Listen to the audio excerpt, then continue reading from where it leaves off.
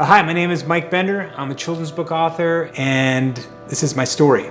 I was bit by a tick when I was 9 years old. Nothing happened right away, and so, I was a normal guy. I grew up normal, and it was only until my 30s, late 30s and 40s that I started to notice weird things happening. I think the first thing that I noticed was my cell phone. Even touching my computer was really hard for me.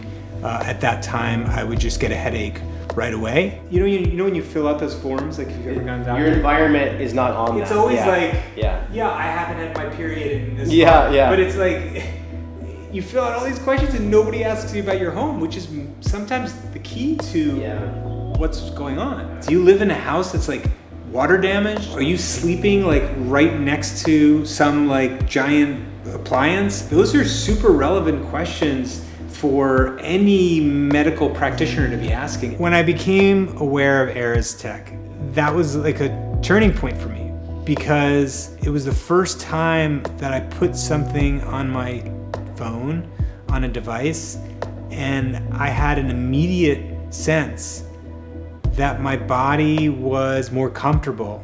I wasn't going into fight or flight. This guy is now by my bed. Yeah. So I have this next to my bed.